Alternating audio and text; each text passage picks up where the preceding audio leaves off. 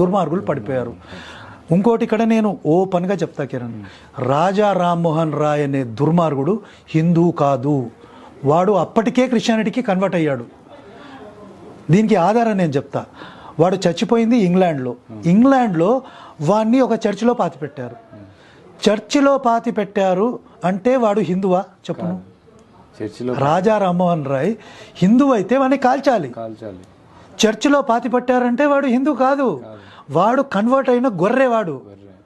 వాడు ఈ విలియం కేరీకి తోడు దొంగ. ఈ ఇద్దరు కలిసి కట్టుకథలు చెప్పి వాడు హిందూ ధర్మాన్ని కూడా తిట్టాడు రాజా రామ్మోహన్ రాయ్. సో ఇట్లాంటి వాళ్ళ మాటలు నమ్ముతున్నారు. ఇలాంటి వాళ్ళ మాటలు నమ్మి సతీ సహగమనం చేసుకున్నారు అని ఇవన్నీ స్టోరీలే.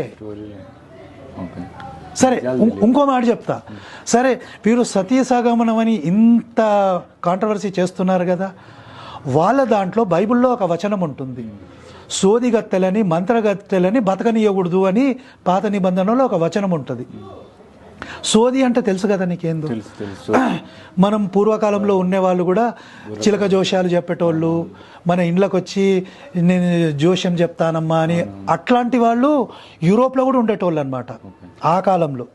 సో అలాంటి వాళ్ళని చంపేయాలి అని బైబిల్ చెప్తుంది. ఈ వచనం ఆధారంగా విచ్ హంటింగ్ అంటారు. విచ్ హంటింగ్ అంటే ఏంలే, వాళ్ళని శిలువకు గట్టి కాల్చేసేటోళ్ళు. అలా లక్షల మంది స్త్రీలని కాల్చేశారు. ఎవరు? క్రిస్టియన్స్. దాని గురించి చెప్పడు వాడు. లక్షల మందిని స్త్రీలను మేము కాల్చేసామని ఏ క్రిస్టియన్ చెప్పడు. హిందువులు సతీ సహగమనం చేశారు, హిందూ సతీ. చూసావా ఎంత కుట్రనో? ఇక్కడ జరగనే లేదు. జరిగితే ఒకటి రెండు జరిగితే దాన్ని పెద్ద భూతద్దంలో చూపెడతాడు, మైక్రోస్కోప్లో చూపెడతాడు. అక్కడ లక్షల మంది స్త్రీలను కాల్చేశారు కదా, దాని గురించి మాత్రం వీడు చెప్పాడనమాట. వీళ్ళు గొర్రెలు అనడానికి ఇంకొక నిర్వచనం కూడా ఉంది సార్. లైక్ మనం ప్రసాదం అంటే ఏది పులిహోర ఇట్లా అనుకుంటాం కదా, వాళ్ళ ప్రసాదం నేను కొన్ని చర్చిల్లో చూసా, అది నిజమో నేను చూసిన వరకు యేసు మాంసము అది వాళ్ళ బ్రెడ్ ముక్క, యేసు రక్తము రెడ్ వైన్. యేసు వాళ్ళ దేవుని వాళ్ళు చంపుకొని తినేది ప్రసాదం ఏందో నాకైతే అర్థం కాలేదు. దీని గురించి మీరు ఏమైనా మాట్లాడారు? కెనిబలిజం అది. నరమాంస భక్షణ. జోకేందంటే నరమాంస భక్షణ గురించి బైబిల్లో ఉంది. ఇప్పుడు నేను యెహోవా అని చెప్పాను కదా, ఒక స్టేజ్లో ఈ యూదులు ఏం చేస్తారంటే యెహోవాని పూజించరు, వదిలేస్తారు.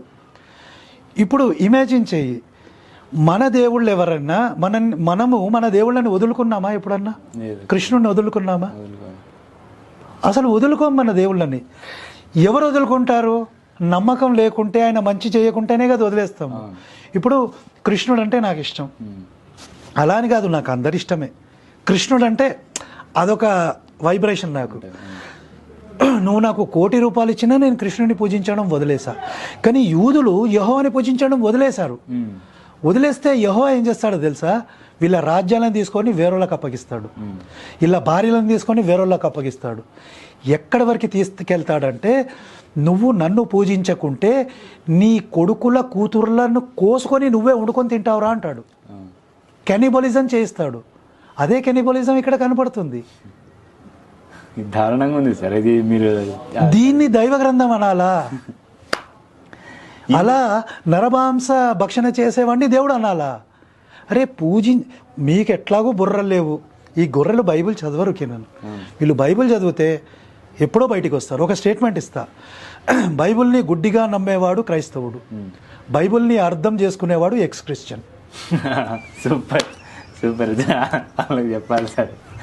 బైబిల్ గుడ్డిగా నమ్మేటోడు క్రిస్టియన్, బైబిల్ని అర్థం చేసుకునేటోడు ఎక్స్ క్రిస్టియన్.